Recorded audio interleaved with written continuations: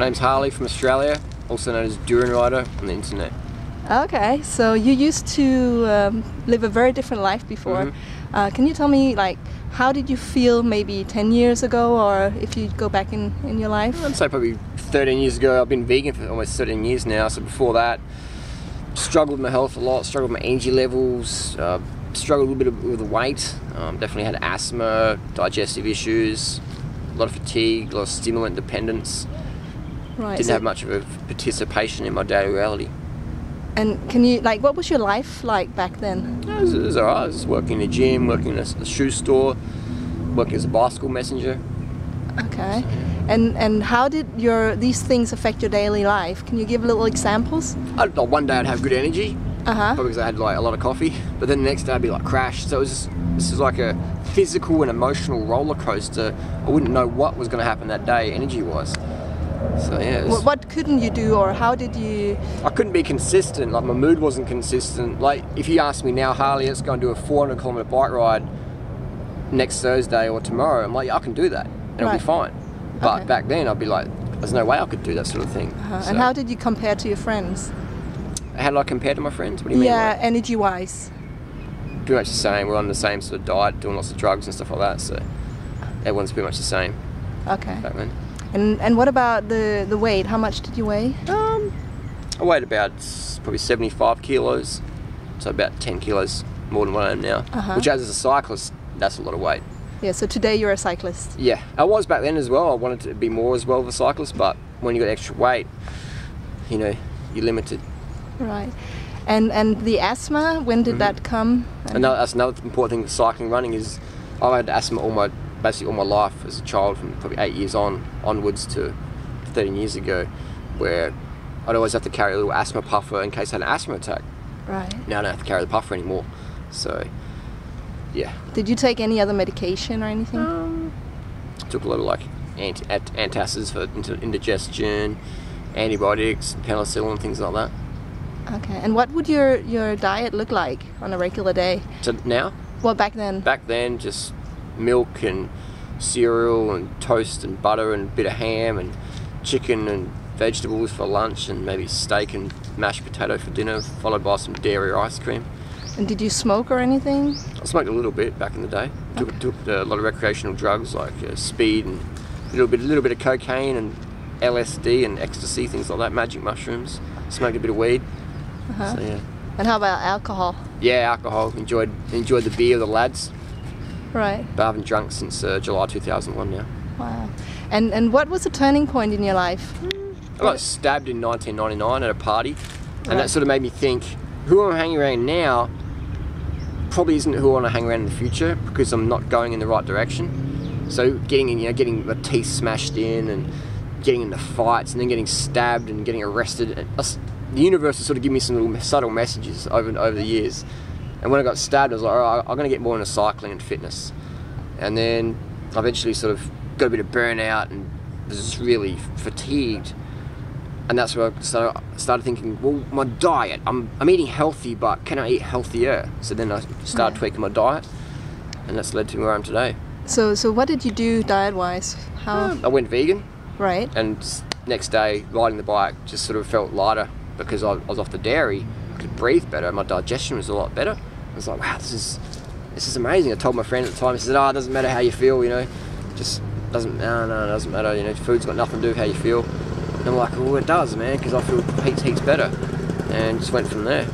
And then what, like a year later, what would you be eating? A year later? Pretty much the same as what I'm eating now. Fruit for breakfast and lunch, and maybe some rice and vegetables or potatoes for dinner, or maybe fruit for dinner as well. Right. And what kind of fruits could it be? I just said I had about 3 kilos of mangoes. These nice mangoes here in Thailand. Bananas, I like to eat a lot of bananas. I like the juicy fruits, I like the sweet fruits, so bananas, the mangoes, the dates blended with water, whatever's sweet and going at the moment, it's tasty, I'll eat it.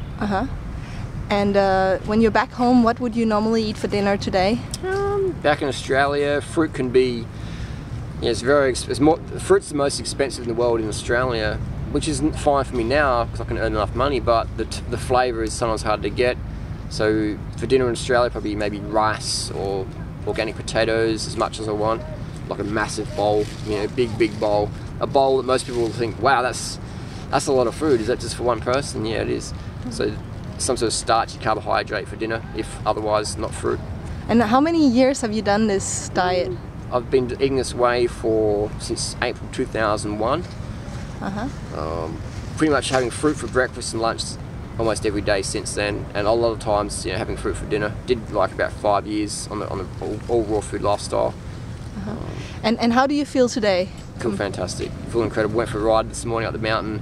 Yesterday went up the highest mountain in Thailand on the bicycle. It's called the Durianrider. We did a 220-kilometer bike ride yesterday.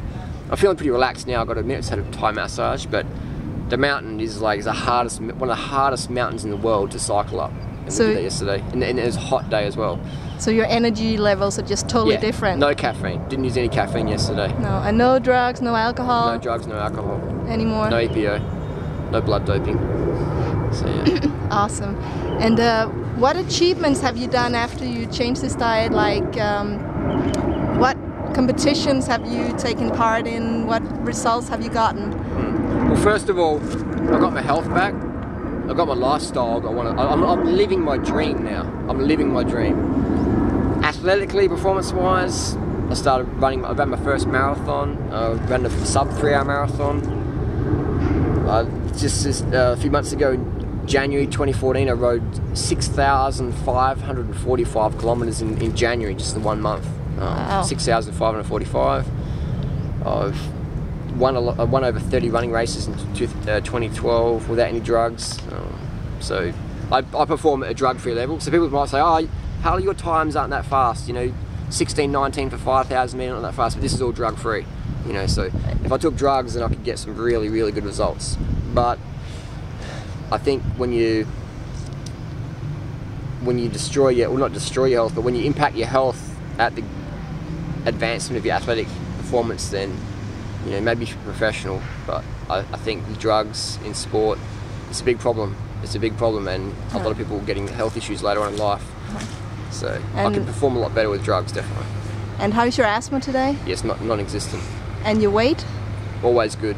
I look like Chris Froome from the Tour de France. People are always like, wow, you look like you do a lot of miles. I'm like, yeah, in January I do, but the rest of the year it's pretty casual. This is the best way for weight loss. If you want to get slimmer, eat this way.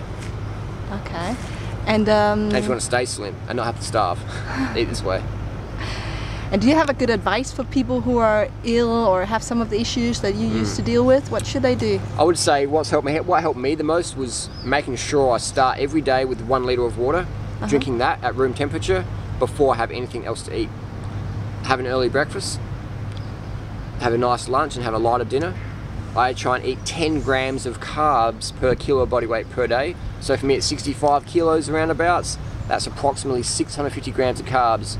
What does that look like? It's about 32 large bananas, or about a kilo bag of dates, or a kilo packet of pasta or rice or polenta. I'd say drink enough water so your urine is always clear, at least every 2 hours or 3 hours. That might be annoying for some people, but that's what it's going to take to get you healthier. Get to sleep as early as you can. 7 o'clock, 8 o'clock, 9 o'clock, ideally. That's my goal. I don't always get that much sleep, but that's the goal. People say that's too much sleep, means you're ill. No. In nature, that's what we did. In nature, there's no light bulb, there's no Facebook, there's no Instagram. You don't sit in bed with your iPhone on Instagram. In nature, the sun goes down, humans are out. And we would just evolve in the equatorial areas where it's nice and warm. And it's always 6 hours, as the sun comes up at 6, goes down at 6 approximately. So there's 12 hours of just rest every day. The birds go down, everyone goes down to get the rest up. So you need more rest if you want to be your best. Right. And one final question is, what about protein? What about protein? Well, I've cycled close to 280,000 kilometers as a vegan. I don't know how many times around the world that is, but that's like 20 times around Australia. So if people think you can't get enough protein in this diet, I don't know. I'd say, where do the cows and gorillas and horses get their protein? They're not eating steak and eating protein powders. I've got a friend who's on steroids and he eats steak for breakfast, but he still has a protein powder. So I think if I was going to be in danger of protein deficiency, I think it maybe would have happened after 13 years in this lifestyle. Just maybe. Thank you so much for telling your story. Thanks for watching. Thanks. Hvis du gerne vil vide mere om, hvordan folk helbreder sig selv på denne måde, kan du downloade min gratis Kom i gang guide på min hjemmeside. Du kan også læse meget mere i min bog Naturligt Rask del 1 og 2, eller i mine e-bøger, som du også finder på min hjemmeside. Adressen er www.raskpåraw.dk.